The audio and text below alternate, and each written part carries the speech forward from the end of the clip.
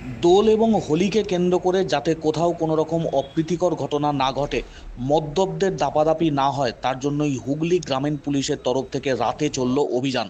সড়কের ধারে যে সমস্ত ধাবা, হোটেল, পানশালা, রেস্তোরাঁ রয়েছে বা হুগলি গ্রামীণ পুলিশ এলাকায় যে সমস্ত হোটেল, ধাবা রয়েছে, সমস্ত জায়গাতেই পুলিশের অভিযান শুরু হয়েছে।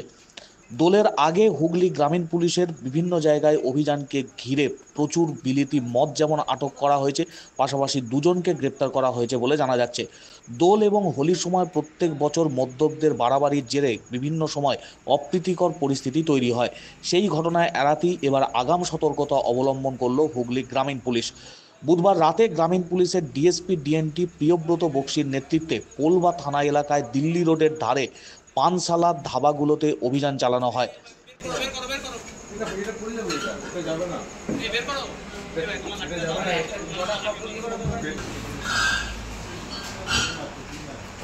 বেআইনিভাবে মদ মজুত করার অভিযোগে দুজনকে গ্রেপ্তার করা হয়েছে। প্রচুর পরিমাণে বিদেশি মদ বাজেয়াপ্ত করা হয়েছে বলে পুলিশ সূত্রে জানা গিয়েছে। ধারাবাহিক এই নজরদারি চলবে। দোল এবং হোলিকে কেন্দ্র করে যাতে কোথাও কোনো রকম অস্বস্তিকর পরিস্থিতি তৈরি না হয়, তার জন্যই নজর রয়েছে পুলিশ প্রশাসনের।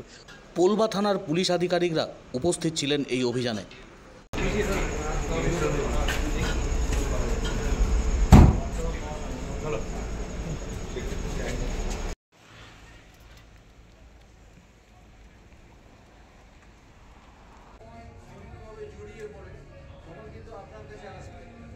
দোল এবং হোলিকে সামনে রেখে হুগলি জেলা পুলিশ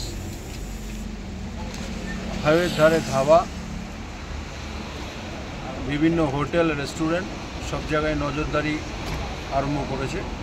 শুধু দিল্লি রোডের কয়েকটি হোটেল বা ধাবাতে নয়, সারা গ্রামীণ হুগলি জেলাতে পুলিশের এই রেড সার্চ চলছে, যাতে হোলি এবং দোল শান্তিপূর্ণভাবে মানুষ পালন করতে পারে। পুলিশের এই এফোর্ট থাকবে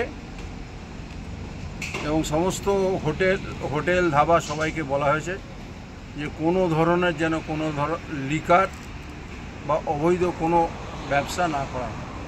থ্যাংক ইউ। কোনো মালকে অ্যারেস্ট হয়েছে? দুজন অ্যারেস্ট হয়েছে এবং প্রচুর ফরেন লিকার এখনও পর্যন্ত উদ্ধার হয়েছে। আমরা এই ব্যাপারে আইনগত ব্যবস্থা গ্রহণ করব।